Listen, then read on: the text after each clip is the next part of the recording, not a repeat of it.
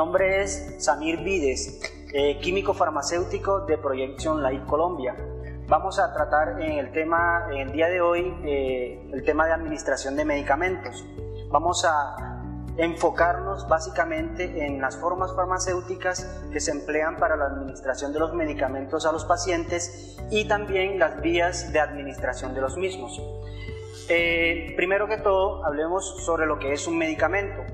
Es aquel preparado farmacéutico obtenido a base de principios activos con o sin sustancias auxiliares que se conocen como excipientes, presentado bajo una forma farmacéutica que se utiliza para la prevención, alivio, diagnóstico, tratamiento, curación o rehabilitación de una enfermedad. En parte del medicamento también lo conforman los envases, los rótulos, las etiquetas y empaques, por cuanto estos garantizan la calidad, estabilidad y uso adecuado de los medicamentos. También debemos tener claro en definición lo que es un principio activo. El principio activo es que un compuesto o la mezcla de compuestos que tienen una acción farmacológica, es decir, aquella que tiene como fin curar o llevar una acción, la acción que quiere el médico. También debemos tener claro lo que es la denominación común internacional, cuya sigla es DCI. Es el nombre recomendado por la Organización Mundial de la Salud para cada medicamento. ¿Cuál es la finalidad de la denominación común internacional? Conseguir una buena identificación de cada fármaco en el ámbito internacional. Es decir, que por ejemplo el acetaminofén sea reconocido en todo el mundo o a nivel internacional en cada una de sus presentaciones. Un excipiente no es más que aquel compuesto o mezcla de compuestos que en concentraciones presentes en la forma farmacéutica no presenta ninguna actividad farmacológica significativa. Este excipiente solamente sirve para dar forma, para dar tamaño, volumen a un producto y para comunicarle estabilidad o biodisponibilidad, aceptabilidad, facilidad de administración o uno o más principios activos.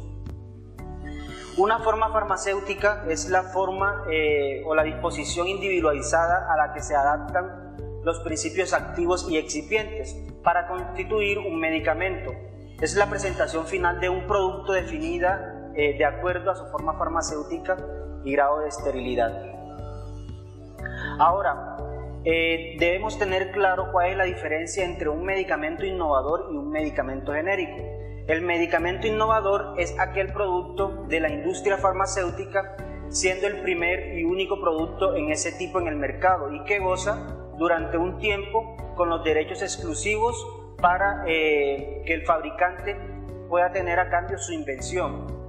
En cambio, el medicamento genérico es aquel equivalente al innovador, ¿sí?, en cuanto a su dosis, seguridad, potencia, calidad y mecanismo de acción. También en cuanto a la vía de administración, las indicaciones para su utilización. Estas similitudes ayudan a demostrar lo que se conoce como bioequivalencia. Bioequivalencia entonces significa que un medicamento genérico funciona de la misma manera y proporciona el mismo beneficio clínico que su versión de marca. En otras palabras, se puede sustituir el medicamento de marca por un medicamento genérico. ¿Por qué cuestan menos los medicamentos genéricos que los innovadores?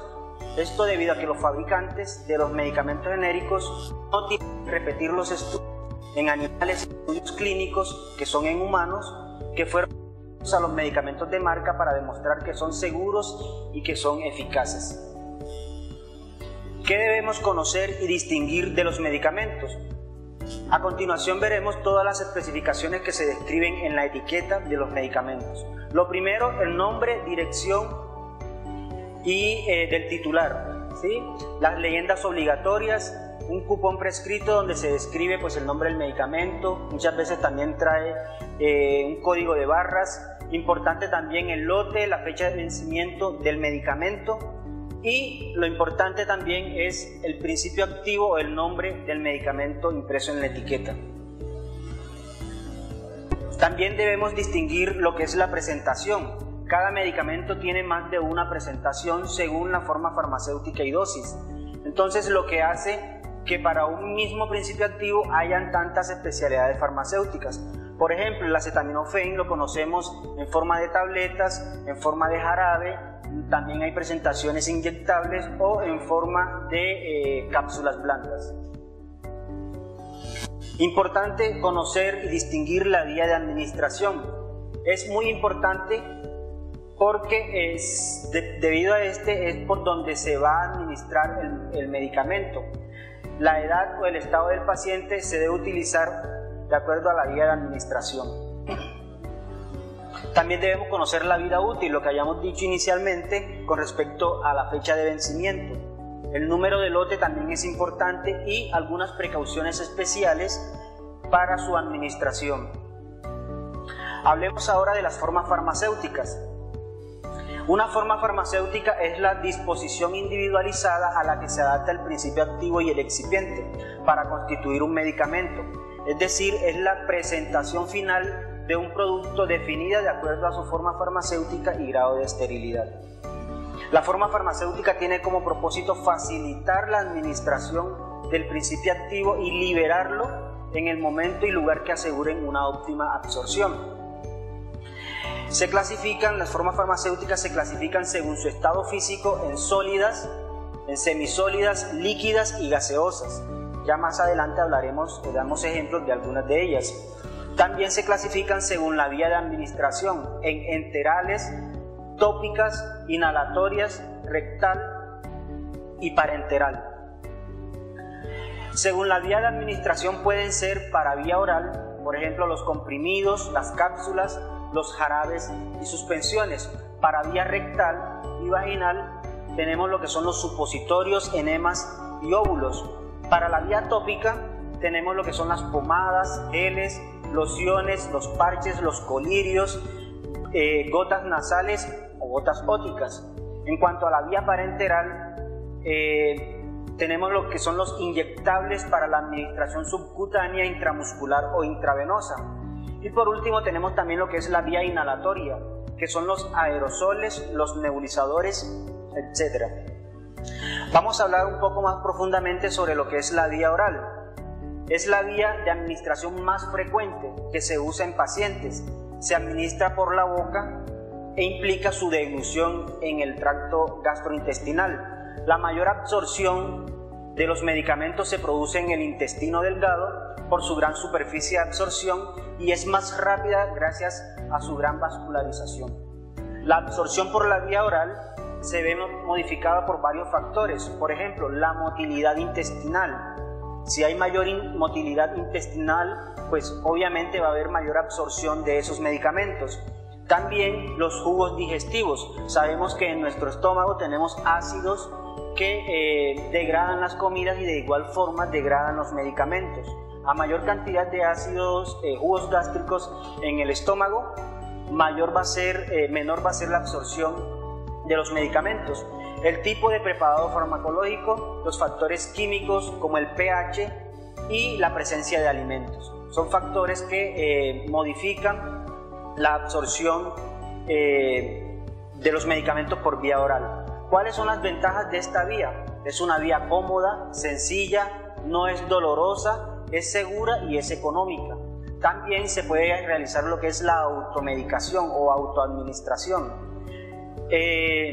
Puede presentarse sobredosis. Si hay sobredosis se puede hacer una eliminación haciendo un lavado gástrico. Esas son las ventajas de la vía oral. En cuanto a las desventajas, podemos tener que es una vía que presenta un sabor desagradable de acuerdo al medicamento, puede generar irritación gástrica, dificultad para deglutir, pueden presentarse vómitos o si el paciente está inconsciente. Puede provocar intoxicaciones también y el efecto del primer paso, que es cuando el medicamento pasa por el hígado y es metabolizado. ¿Cómo se clasifican los medicamentos de la vía oral? Tenemos lo que son los comprimidos, que pueden presentarse como de liberación inmediata o liberación modificada. También tenemos las cápsulas, las grajeas, los jarabes, las suspensiones y las emulsiones. Los tres primeros son formas farmacéuticas sólidas y los 3 últimos son líquidas. La vía rectal consiste en la administración del medicamento por el recto. Se emplea con el objetivo básicamente de ejercer acción local como una acción anestésica. Puede producir efectos sistémicos después del proceso de absorción, como el caso de los antipiréticos, los medicamentos que se utilizan para el tratamiento para la fiebre, y provocar por vía refleja la evacuación del colon, como por ejemplo los supositorios de glicerina. Se utiliza esta vía también para hacer estudios radiológicos contrastados. Las formas farmacéuticas administradas por esta vía son los supositorios, las pomadas y los enemas. Tenemos unas ventajas y unos inconvenientes de esta vía. Las ventajas de la vía rectal es que los fármacos que producen irritación gástrica pueden ser administrados por la vía rectal. Aquellos fármacos que son destruidos en el pH del jugo gástrico pueden ser también administrados por la vía rectal. Se evita el efecto del primer paso, repito, es cuando el medicamento pasa por el hígado y es metabolizado y posteriormente disminuye la absorción, su efecto y es eliminado. Y se puede administrar también a pacientes que tienen vómito, que están inconscientes o en niños. También por la intolerancia al sabor u olor. Los inconvenientes de esta vía es que pues, es una administración muy incómoda. Existen pocos preparados, o sea que pocos medicamentos se administran por la vía rectal. La absorción es errática, lenta e irregular, produce irritación en el recto con muchos fármacos y también presenta inconvenientes a aquellos pacientes que tienen diarrea. La vía vaginal se usa para la administración de fármacos con efecto local, generalmente los medicamentos antiinfecciosos. Estos preparados son los óvulos, los comprimidos vaginales y las cremas. En esta vía el medicamento se introduce en la vagina tan profundamente como sea posible, pudiendo utilizarse si es necesario con un lubricante tipo vaselina. La paciente debe mantenerse acostada con las caderas algo elevadas durante unos 5 minutos después de la administración para que el medicamento pueda ser efectivamente absorbido. También tenemos la vía parenteral, es una vía más compleja que las 2 vías anteriores. En esta vía se denomina parenteral porque para la administración del medicamento debe ser utilizada o empleada una aguja. Entonces, dentro de esta vía tenemos la vía intramuscular, que es donde el medicamento se administra directamente sobre el músculo o se deposita sobre el músculo, la vía subcutánea, la vía endovenosa, la vía intradérmica. Sí, tenemos allí en la imagen las diferentes capas de la piel y las diferentes vías en donde se administra el medicamento. Iniciamos hablando sobre la vía intravenosa. En esta el fármaco se administra directamente sobre el torrente sanguíneo. Es una vía de administración muy rápida, ya que el medicamento va directamente a la sangre. Es de elección, es la vía de elección cuando se presentan casos de urgencias y la disponibilidad o la biodisponibilidad del medicamento es del 100%, es decir, todo el medicamento que es administrado por la vía intravenosa está disponible para que el organismo la asimile de la mejor manera. También tenemos la vía intramuscular, como su nombre lo dice, pues el medicamento se inyecta en el tejido muscular. Se pueden lesionar vasos y nervios, pueden aparecer hematomas, endurecimientos, infecciones, un shock anafiláctico, que es una reacción fulminante del paciente a la administración del medicamento. También se puede producir parálisis del nervio ciático. En esta vía es muy importante tener una buena técnica de administración. No pueden utilizarse en pacientes en tratamiento con anticoagulantes. Es una de las precauciones que se tienen de la vía intramuscular. En cuanto a la vía subcutánea, se inyecta el preparado farmacológico por debajo de la piel en el tejido subcutáneo. Por ejemplo, las insulinas, las heparinas y las vacunas son medicamentos destinados a la administración por vía subcutánea. La vía intradérmica se inyecta el medicamento del fármaco en la capa dérmica de la piel debajo de la epidermis. Admite pequeños volúmenes y la absorción es lenta. Ya pasando a otra vía, dejando la vía oral, la vía parenteral, también tenemos lo que es la vía tópica. es el donde el medicamento se absorbe a través de los estratos córneos y alcanza la circulación sistémica dependiendo de diversos factores. Primero, la zona de aplicación. La absorción de estos medicamentos es mayor en las zonas de la piel más fina, donde la piel es más delicada. Segundo, la forma farmacéutica o el vehículo, es decir, la absorción de estos medicamentos es mayor cuanto más graso es el excipiente o el vehículo de la administración. Entonces tenemos una secuencia en que los ungüentos se absorben mayormente que las pomadas, las cremas, los geles y las lociones. Un tercer factor es la integridad de la piel. La absorción de los medicamentos por vía tópica aumenta si la capa córnea está inflamada o dañada. Y por último tenemos la duración del tratamiento. La aplicación repetida produce un efecto acumulativo en la piel, lo que aumenta la absorción de estos medicamentos. Otras vías de administración que se consideran tópicas son la vía ótica, la vía nasal y la vía oftálmica. Hablemos cada una de ellas. La vía ótica es donde se utiliza para introducir pequeñas cantidades del fármaco en el conducto auditivo para generar un efecto local, para ablandar el cerumen, ya sea para tratar una infección, un dolor o una inflamación. La cabeza debe estar inclinada. Esta es la técnica ideal para la administración de los medicamentos por vía ótica. La cabeza debe estar inclinada hacia un lado y se instilan las gotas sin tocar el oído. Las gotas han de resbalar sobre la pared del conducto auditivo externo y la medicación debe administrarse a la temperatura corporal.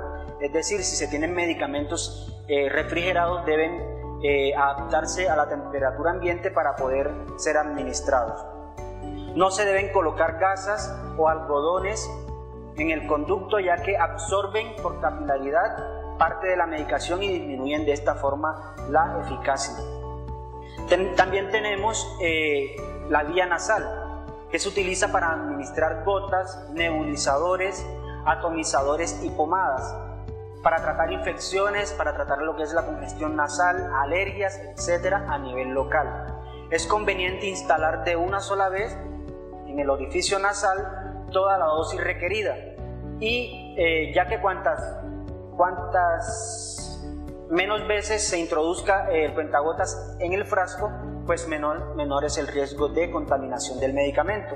Debe informarse al paciente que es normal notar las gotas en la garganta, es decir, como administramos los medicamentos por la vía nasal, es normal que en la garganta se sienta el sabor del medicamento. Si el sabor es muy desagradable, puede expectorar en un pañuelo desechable. También tenemos lo que es la vía oftálmica. Por esta vía se utiliza lo que son los colirios o las pomadas que se administran sobre la conjuntiva para reducir la irritación. Se utilizan para también dilatar la pupila, generar anestesia o tratar infecciones. Una vez abierto el colirio, se deberá anotar la fecha de apertura del medicamento y desecharlo al mes. ¿Sí? Cuando haya que utilizar diferentes colirios, la administración de cada uno de ellos se realiza con un intervalo al menos de 5 minutos. Tenemos también lo que es la vía transdérmica.